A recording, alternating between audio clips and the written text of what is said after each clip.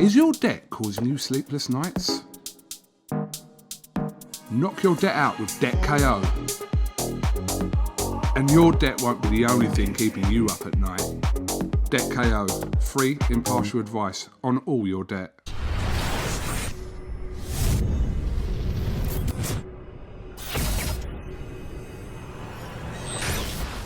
Razabani for IFL TV in association with MTK Global. With me on this cold, wet Thursday evening, I've got Matthew Macklin. Matt, how are we doing? Yeah, not bad. As you say, there's been better days, but there's been worse ones too. So yeah, not bad.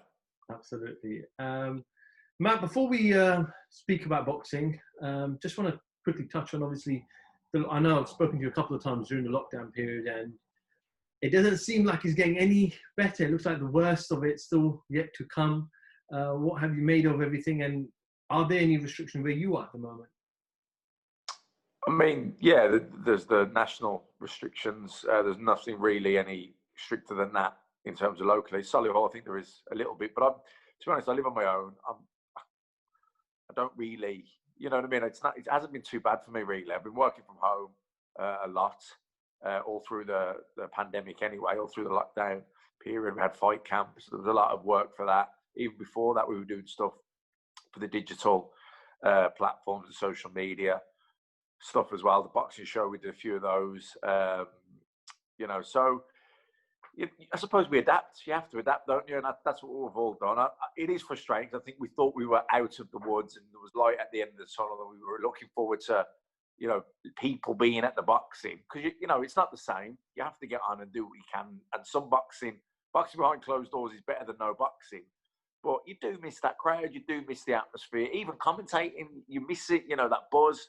So, it is frustrating. But what can we do? There's no point getting too stressed out about things that are out of your control. Do you know what I mean? It's like it's pointless.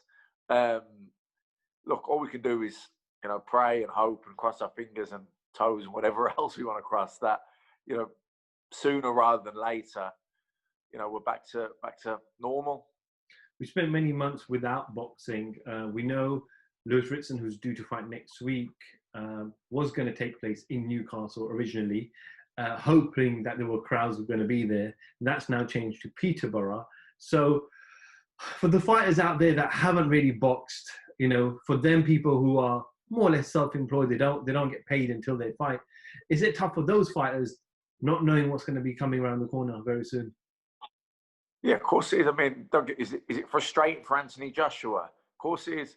But he's all right, isn't he? You know what I mean? He's not going to be stuck to pay his bills, or he's not going to, there's no financial pressure on him, So it is more difficult for guys that are not earning massive money or even big money, that are, struggling really. They're not boxing, they don't earn. How they pay their bills? They've got mortgages, they've got a car, they've got family. So it's difficult. So I mean, you mentioned Lewis Ritson there. That's a guy who, if you've been to Lewis Ritson fight in Newcastle, you know what an atmosphere, what a special atmosphere that is. So it's going to feel strange, I think, commentating on his fight against Miguel Vasquez without a live crowd there. It'll be a shame, really, because like I say, when he fights in Newcastle at that Metro Arena, that's as good as atmosphere as you'll see anywhere in the world.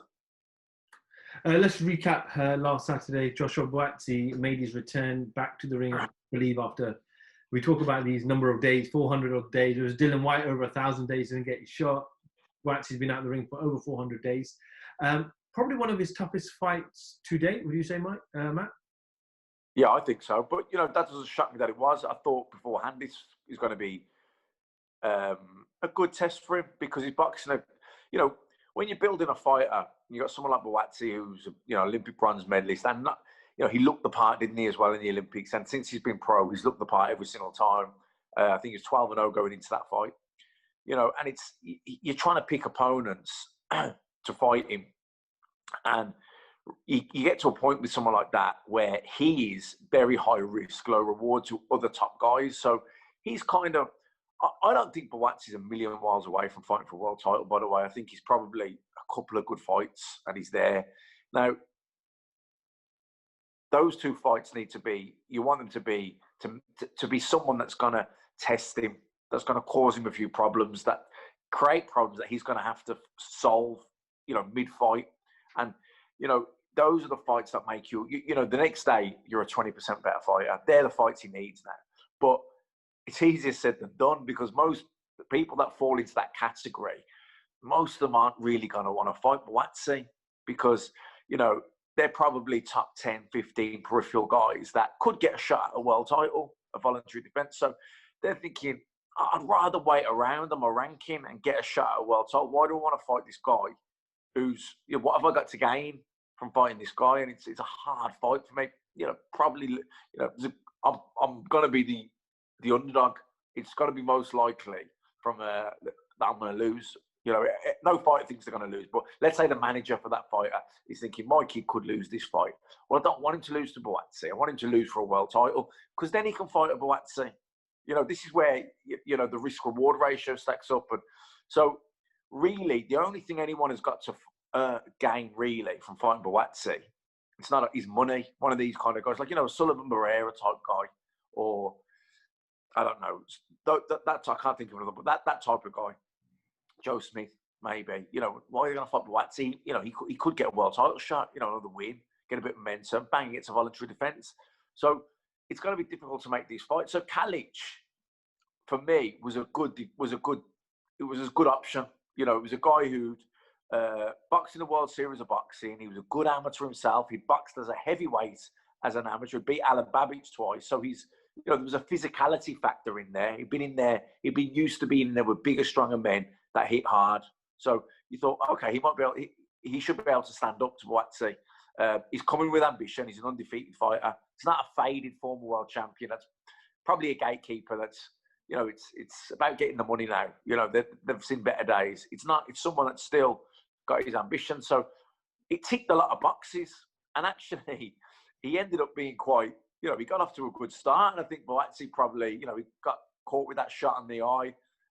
Started closing up, and all of a sudden it started becoming a difficult fight. He was very sharp, Kalic. I was surprised with his hand speed. Obviously, he come down from heavyweight, so expecting him to be big and strong. But his hand speed and his accuracy surprised me. It was very good. He wasn't loading up. He was just putting the shots out there, looking for accuracy, and he was catching Buatsi. I think Buatsi got caught more in that fight than he did the other 12 put together. But it was exactly what he needed, because while it might not have been his tactical or technical best performance, he found a win through adversity, and he will have to do that to become world champion and to stay there. He's not going to look vintage every single fight. There's going to, as you step up the levels, they've got their game plan too. It's not just about what you do right or what you do wrong. It's what they do right. Sometimes it's not always what you did wrong. It's always what the other person did well. It's a two-horse race in there, and you're going into world top fights. These are 50-50 fights, or, thereabouts. So you're going to have to come through adversity. So I think while he was getting caught too much with the right hands, he was a bit open for that. He exposed certain things that maybe he needs to work on or tighten up on, but it ticked the box. It ticked the box. He got hurt. He got caught with a good shot. He had the swelling under the eye. He lost rounds. Kalic's confidence grew. He was landing and really growing into the fight. So it ticked a lot of boxes. And despite the things he was dealing with, the eye injury, etc., he got it together and he found a way to win. And that's what great fighters do. And that's the fight he needed as he's going up along now, because he's looked, he hasn't lost a round yet. You know what I mean? He's blasted everyone away. He's up to $1 million. So it was good to see him take a couple and lose a couple of rounds and have to dig in and readjust and adapt and come back and get on top of it. I thought, you don't choose those performances, but it'll help make him a better fighter. We know everybody's talking about this huge clash with Buatsi and Yard, and we're hoping that that does happen in the near future. But another name, and we saw some back and forth with Joe Gallagher on Twitter. I wasn't happy about Johnny Nelson's comments about Callum Johnson, saying Callum doesn't want Buatsi. Obviously, Johnny's come out to clarify those comments about what he actually meant about them. But would it continue to be a great fight next up for Buatsi? Absolutely. I mean, for both of them. I think it's there's no given there to who wins that fight. You know, that's a good fight. Look, I suppose what happens, I think a while ago, maybe 12 months ago, there was a bit of talk about this fight.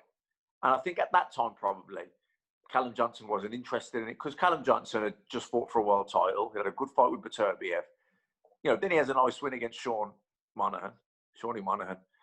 Why does he doesn't really want to, I'm talking about that thing again, you don't really want to come back down and fight Boatsy. Because if he loses to Boatsy, where does he go then? Where he's just had a good performance for a world title. He had Beterbiev down. Really, he wants to get another win or two and get back in there, maybe with a Bivol, maybe a rematch with Beterbiev. If he wants to fight for a world title again, you know, he can always fight Boatsy again on the way back down. But I think as things have played out and, you know, COVID happened and, you know, time isn't waiting for anyone. And Callum Smith isn't a spring chicken. I think he's 34 or 35 years old. He's probably realised, you know what, and Boatsy's stock has, you know, he's grown. His reputation's grown again. So I think it's at a point where Callum Johnson's probably thinking, you know what, if it's the right platform, if it's the right money, it's the right title, it doesn't have to be a world title, I'll fight him. I think that's where he's at with it. Also, I think from Callum Johnson's, I don't think Callum Johnson's getting any better. He's 34 years old, you know. Boatsy is getting better. So if I'm Callum Johnson, if I'm managing Callum Johnson, I'm thinking, you know what, fight this guy now because he's only getting better. You're getting older. You're not getting better now. You're at your peak. This kid's going to improve and get better. Fight him now. That's what I would say if I was managing Callum Johnson. I think this is and also, you know, it's all right saying I want to fight Beterbiev, I want to fight Bivol, I want to get a world title shot. Maybe those shots aren't forthcoming. So what are you going to do? Just sit on the shelf and wait forever? You know, like I say, time isn't waiting for anyone. And I think what this pandemic and the lockdown, everything has forced is it's shown people, it's forced people into taking fights that maybe ordinarily they wouldn't have been that willing to go into. But if you don't want to fight, don't fight. Then you're just going to be sat on the shelf. So I think Callum Johnson's probably at a point where he's thinking, you know what, yeah, let's do it. And you know, I think Boatsy's a supremely confident guy. I think his team are confident. You know, maybe they're a little bit more hesitant now after Saturday night because you see not weaknesses, but you see I don't know, vulnerabilities. Maybe is that the word? He got caught. He lost rounds. You know, all of a sudden people don't look so invincible. So maybe they're a bit, let's just steady up a little bit here. But I don't think so. If I was managing Boatsy, I think Callum Johnson's a great fight because he probably wins it.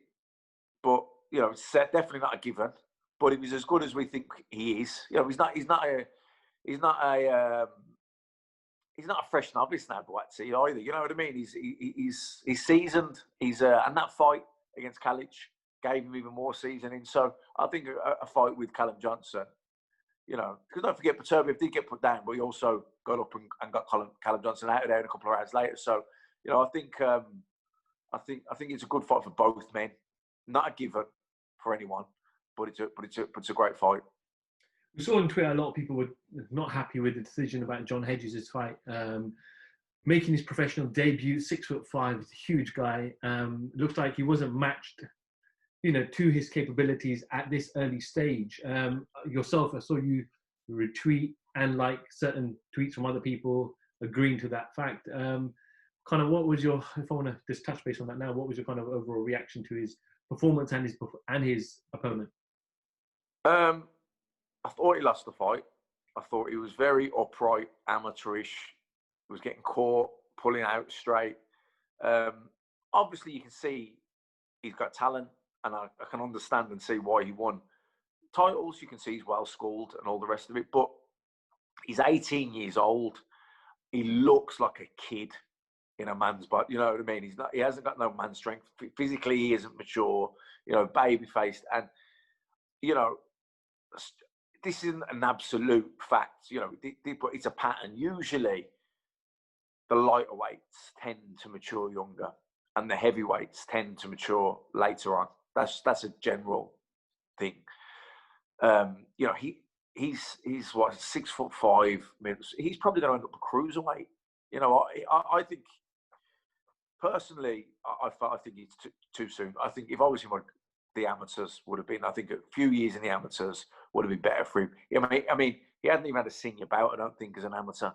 You know, whether or not you win national titles as a senior and then decide to turn whatever, but I think you should definitely have a few senior bouts. Listen, I only had 1 year in the seniors, but my first ever senior bout was in full international. Then I won the ABAs and had 6 or 7 fights in the ABAs. Then I boxed in the Acropolis Cup. You know, I lost in the final of that to the number 1 in the world. So I'd boxed who was, I think, 24 or 25. So I'd had those senior, had a full year as a senior at a top level in senior boxing. But to just jump from the junior ABAs into professional boxing, you know, I don't know. Sometimes it works out. I'm not saying it can't be done, but you know, I wouldn't say it's the rule. And particularly with the bigger guys, you know, I thought he looked young. He looked like a kid in there, I thought. And technically, you know, he was making a lot. He looked quite amateurish, as you'd expect. It's his first fight, and he's just out of the juniors. But you know, backing up in straight lines, getting caught.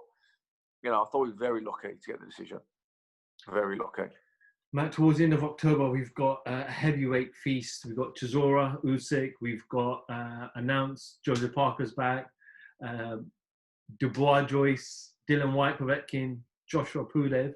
Frank Warren spoke to IFL a couple of days ago. Was it yesterday? We talked about, obviously, the announcement of Dubois, Joyce, which was rescheduled a couple of times, is not taking place on pay-per-view.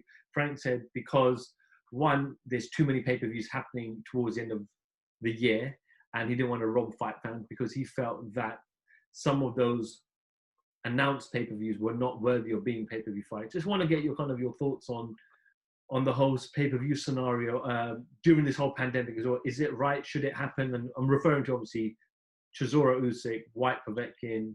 Obviously, Joshua Pulev is going to be pay-per-view, but kind of your whole thoughts around it. I mean, here's the thing. If it isn't pay-per-view, then the fights won't be happening.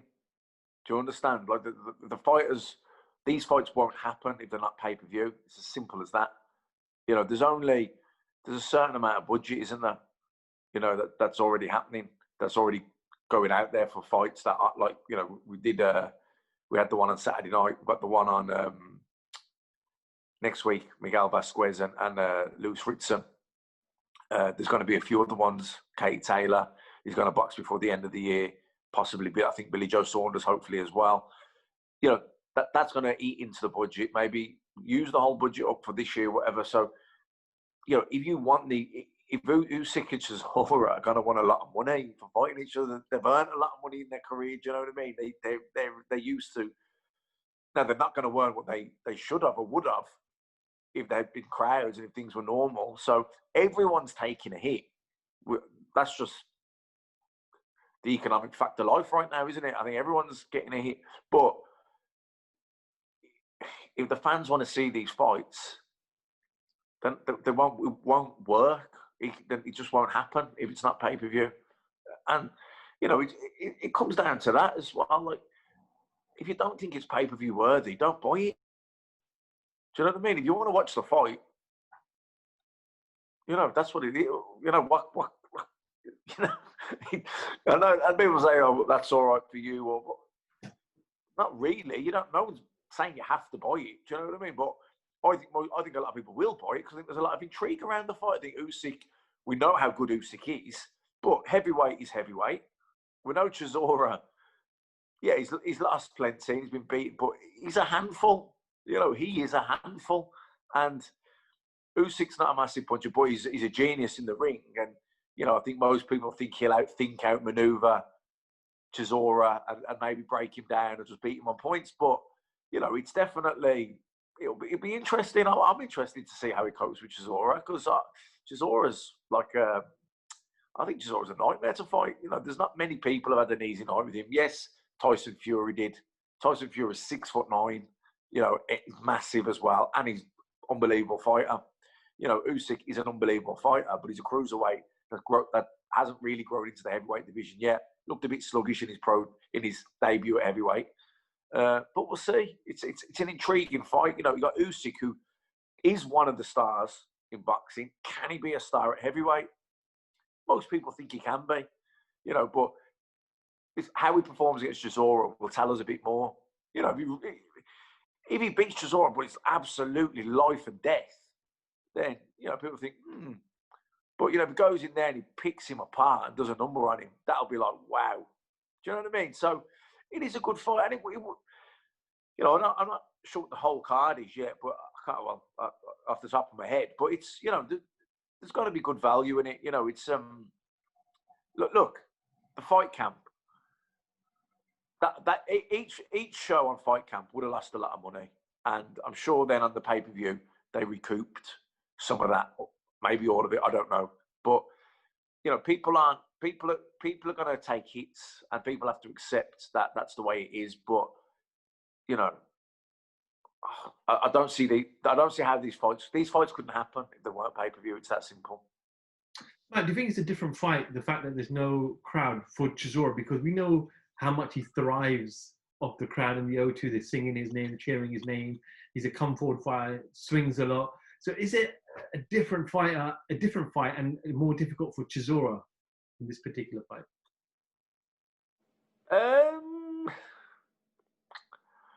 Maybe. I mean, it's the same for everyone, but I hear what you're saying. Yeah, Chisora definitely feeds off the crowd. It isn't that long ago, you know, relatively speaking, that Usyk was boxing in these multi-nations tournaments where there was nobody in a big stadium. It could have been empty. So it's a lot fresher in his mind to box in those situations than it will be in Del Boys. So, look, I think they're both pros and they'll both be super up for it. There's a lot on the line. So I think they'll both get up for it regardless. But if it's going to hinder one more than the other, then I think you're probably right. I think it probably will affect Chisora negatively more so than it would Usyk. Dylan Whyte rematch.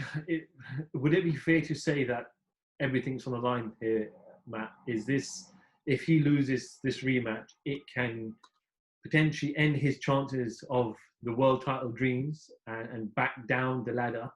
And also, is this a fight? Yes, I know he had to take, but was it the right decision to take it immediately, so soon after a devastating knockout? I mean, do you know what?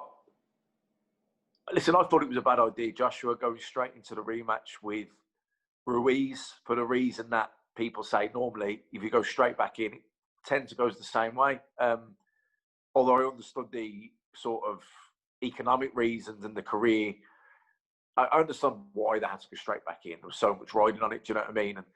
But, you know, there was a lot of people felt it was a mistake from a boxing point of view. Forget the business point of view. People from a boxing point of view, it was a mistake to go straight back in to the rematch of Ruiz. But Joshua made the necessary adjustments. He lost the weight. He had a different game plan. And he stuck to it. And he boxed really well, I thought. But he had, Matt, didn't he have those 6 yeah. months? Go away. He went on holiday, relaxed a bit. Yeah. And then kind of... So it's quick. So the Dillian one's very quick turnaround. Very, very quick turnaround. He didn't take a sustained beating. You know, he wasn't dropped, wobbled again. It was one punch. You know, he was winning the fight. You know, he was boxing well. In fact, he'd had Povetkin down twice at the end of the round previous. Looked like the writing was on the wall, and it was a matter of time. He was getting to him. You know, maybe got a little bit complacent and got caught with a beautiful shot that he didn't see. Now, it was a one-punch knockout. He didn't take a sustained beating. Mentally, he'll know the mistake he made and got caught. It's not a massive thing to put right. You know, it wasn't like I don't think it's a big thing to put right. I think he's just got to be more vigilant and just keep keep concentration. Don't get cocky. Don't get complacent. Don't you know? If he's boxing, if he was in the same position in this next fight and he's 4, 5, 6 rounds up and he's boxing well, you can't afford to switch off with this guy. This guy's got one punch power. He can take you out with one clean shot. You can never rest up and get lax when you're boxing somebody like that. So, you know, I think that's the biggest lesson he'll have learned. And that's not a difficult one. You ain't got to work on that. It's a mindset thing. You know what I mean? That's all that is. So, I I don't think. I think. Look, they had the rematch clause. What's the alternative? Don't take it. Rebuild. Where he is and what he's gone through and what he's built up to now, and how old he is now. I don't think so. I don't think it's. I think it's. He obviously would have done the same thing. We were hoping to see Tyson Fury back in the ring against Deontay Wilder. The date that was touted was December 19th in Las Vegas. Bob Arum and Frank Warren have both come out and said it's very, very unlikely that fight now happens. We know Deontay Wilder split from Mark Breland. So we're not sure when that fight happened, but I think the question really is, what did you make of the split with Deontay and his long-term trainer? I think it's a mistake. I think the best guy he had in his corner was Mark Breland. You know, Mark Breland was going to stop the fight, and I think it's like they're trying to look for a scapegoat. And to me, that suggests that he's in denial about what happened and about what went wrong, and his part in, or his shortcomings or what he needs to work on. Oh, I shouldn't have been stopped up. No, you should. And if you hadn't been, you'd have got badly beaten up more. So Mark Breland was actually thinking of your health and your safety and your future. Live to fight another day. Weren't his night. He was getting busted up, and he saved him from a further beating. And you sack that guy. That's the first. He should have. He should be number one. So I think that's a big mistake for Wilder to get rid of Mark Breland. What was the other question? No, that was the question. The split. Obviously, yeah. Fury Wilder's not obviously taking place yet. Fury does want to fight this year. Frank said he's going to obviously look at what the options are, but. What does Deontay do? Does he stick with his current trainer, JDS, or does he go out and bring somebody else into the team as well now? I mean, it seems the guy that's with him's got his ear. So, who they're going to bring in? They're going to bring someone in just to add a bit of talk. I don't know. Get confusing, can't it? Bringing someone else in and they're trying to implement their opinions, but if the other guy doesn't really agree with it, it can get messy. Two people that work together. But you got Jamie Moore and Nigel Travis. They're in sync. They're singing from the same hymn sheet. They're thinking the same. Doesn't matter that there's two there. They complement each other. That's a team. I think where Deontay Wilder is now, to bring an outsider in, I could get messy. I think he's probably better off sticking with the guy he's got. If that's the way he's got. Look, I think it's a mistake getting rid of Mark Breland. I think that's a big mistake. I think he'll regret it. But now that he has, I don't really see him necessarily bringing anyone else in. He's going to change anything. Matt announced also today, Luke Campbell and Ryan Garcia. It looks like Crawford Brooks going to happen as well. Also announced was Teofimo Lopez and Lomachenko. There's some amazing fights coming up towards the end of the year. Anyone in particular you're looking forward to? Maybe even a Conor McGregor, Manny Pacquiao. I'm not looking forward to that. Let me tell you that now. I'm not looking forward to that. Southpaw v Southpaw, right? Yeah. No, listen, Luke Campbell, Garcia. Really looking forward to that one. Probably the most out of the three, if I'm honest. Because I think it's the hardest one to call. I do think Luke, I'm going with Luke because he's proven. I know how good he is. Luke's not over the hill yet, do you know what I mean? But he's 33. He's fought for the world title a couple of times. Didn't go his way. If he didn't beat Garcia, I think then maybe he would have missed his chance. Do you know what I mean? I think not that he's shot or anything, but just he's 33. He's achieved a lot. He's earned money. He's back to the Cubic. Does he want to keep going? You just missed the boat a little. It happens. You've got these sort of, say, a bucket load of hardships that you're prepared to go through in your career. A loss is a hardship. Regrouping, resetting. A training camp, an injury, a setback, a fallout of a fight, disappointment. All these things. There's only so much of it in you, and then you got the hunger. When you're starting out, you're starving, but then you achieve a bit. You're a little bit less hungry, you achieve a bit more. You're a little bit less hungry again, you achieve a bit more, and that hunger, you get less and less hungry. So, and you get older as all this is happening. So, it just, I really, really hope that Luke Campbell wins, because he's a world-class fighter. Do you know what I mean? He's someone that it'll be such a shame if he ends up retiring from professional boxing, not having won a world title, because he is a world-class fighter. World-class fighter. He could have got it against Linares. You know, it was a close fight, and what he was going through and dealing with going into that. You know, then Lomachenko. You know, even though maybe he didn't win a round or maybe he won one, I thought he boxed really well. He made Lomachenko think hard. No, yeah, he was wide on the cards, an easy win for Lomachenko on the cards, but not one round was easy for Lomachenko. Let me tell you. So that's how good Luke Campbell is. Ryan Garcia, I'm not sure how good he is because we don't know yet because he hasn't been in with that. Oh, Luke will tell us. He will tell us. This fight will tell us how good Garcia is because we know how good Luke is. Look, he's definitely talented. He's definitely got great speed. He's got that belief of youth. You know what I mean? He ticks a lot of boxes. Listen, the fight with Luke Campbell will tell us if he's, you know, the real deal.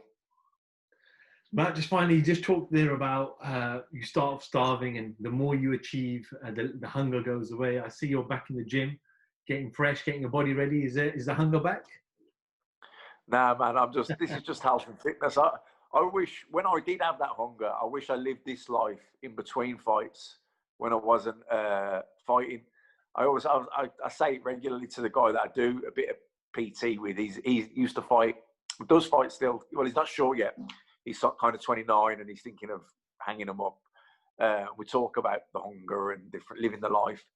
And, you know, I said, I think the word camp should be banned from anyone in boxing using that word camp because it's the biggest bullshit word out there. It shouldn't be about camps. You should train all year. I'm not saying you don't have a week or two off after a hard fight, by the way, but having these 6 and 8 weeks and 10 weeks off doing nothing, but when you go away to a camp and it's solitude and you're lonely and it's costing you loads of money because you're renting short-term digs and all the rest of it, you're traveling there. That's not sustainable. Do you know what I mean? That is, you are in that camp mentality, and you know there's something to it. As in, like, you're in this camp and you're striving for that day. What happens with that is because that's unsustainable. You know, you've got the yin yang sort of thing happening then. As in, you go from being like this, you know, life where you're like, you know, eating, sleeping, breathing, everything.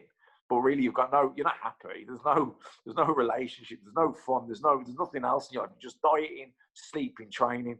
How long can you sustain that for? You get to the fight, you win, you're on a high, and then you're like, well, I'm not gonna fly back to America or go down to another city, go into a training camp where I'm sitting in a room on my own all day and night, lonely. Do you know what I mean? And I'm not going to do that until I have to do that, and I have to do that probably 6, 7, 8 weeks, whatever. But then probably you're enjoying yourself too much. So then what could have been 6 weeks becomes, I need 10 weeks because you need 4 weeks or 5 weeks to get you to the 6 week stage. So it's like, so now again, it's been that unsustainable period of 10 weeks. Like I was saying to him, and like I train now 3, 4 times a week, and it's enjoyable. I train hard, but it's, you know, I'm not training for anything.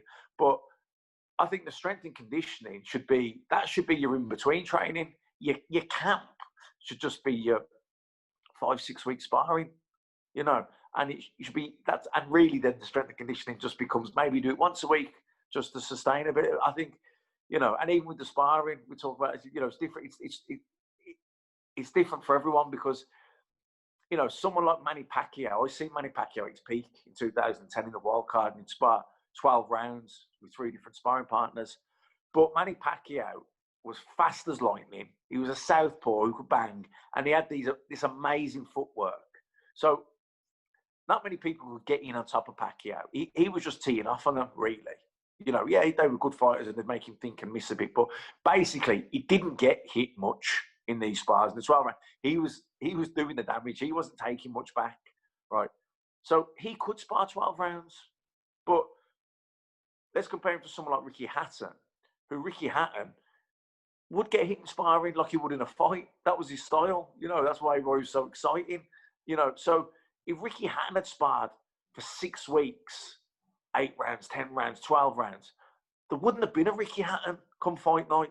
So what Ricky would do, Ricky would spar 6 hard intensive rounds with the intensity to keep, so it was very real. So it was like a dress rehearsal. But then he'd start after 6, he'd get the head guard and the 16-ounce gloves on, and then he'd do 6 rounds on the body belt with Billy. So the intensity of the workout, so the engine, you were building the engine the same, and you were keeping the intensity in the spar for the 6 rounds. So it wasn't getting sloppy mistakes, or he was getting smashed up because there was another guy jumping in fresh. Do you know what I mean? But Manny Pacquiao it worked for, but Ricky Hatton, it wouldn't have worked for. Ricky Hatton had done 12-round spars for 6 weeks. We wouldn't have got to the fight, you know. So I think what Billy did with Ricky was spot on for Ricky. But, you know, also what Freddie did with Pacquiao was spot on for him. But, you know, it wouldn't have suited each other. So it's, you know, but it's that word camp again, isn't it? It's like, and I suppose it comes, I mean, we could talk about this for hours. You've got to be careful here. You go off on a million tangents. It's like, if you're only boxing twice a year, you know, it's hard to maintain focus. So, you know, but that camp word, and I did that, by the way. So it's not like I did it. So it's not like I'm not saying it can't be, but, you know, I know, so I know firsthand that it's not sustainable, really. You know, that sort of lifestyle is unsustainable. But really, if you lived the life in between, you wouldn't need 10, 12 weeks. That was bullshit, really. That was the first 6 weeks of that, was to get you to a place to be fit enough to be sparring hard and that. So, you know, but it's mad. Everyone talks, you know, camp, I'm doing camp, and it's like, I cringe when I hear that word. I used to say it, by the way, but I cringe because I'm thinking, nah, we need to change that mindset and get away from that camp. You know, professional footballers, they play it all season. You know, they might have a few weeks off in the preseason and then they're back pre-season. Boxing, you're a boxer, that's your job. You know, I think that you should have your last sort of 5, 6 weeks where you're sparring and you're doing pads. It's all about the boxing. Maybe you do 1 session a week, strength and conditioning, just to keep you up there. But maybe in between fights, that's when you do a lot of strength and conditioning, work on your strength, your physical strength, maybe your power, that type of thing. But look, like I said, this is a conversation. This is a topic that I could talk for hours on. And like I say, I'd probably go off on about 30 different tangents. Well, I was going to say, if you did want to make a comeback, I'm sure the WBA will probably put you straight into the top 10 like they normally do. Yeah, I could fight for the super duper duper belt. But nah, man, just I'm very happy and content with what I did in boxing. Listen, could I have done more if I knew then what I knew now? I reckon every single fighter that's ever retired could probably say that. I wish I lived the life in between. I wish I didn't do the camps. But that's, you know, that's the way it is. Matt, appreciate your time. I can talk to you for ages, I think. All the best. We'll definitely catch up with you next week. You're down in Peterborough, I guess, leading the commentary with hopefully Paulie Malignaggi one day will be back as well with you, back on the shores and things up. Back to normal. Right. You're my favourite couple when you're together. Because you don't always agree with each other, which I like. You don't always agree with each other, which is brilliant. So yeah, we'll definitely catch up with you soon. Matthew Macklin for IFL TV. Thank you very much. Thanks. Is your debt causing you sleepless nights? Knock your debt out with Debt KO. And your debt won't be the only thing keeping you up at night. Debt KO, free impartial advice on all your debt.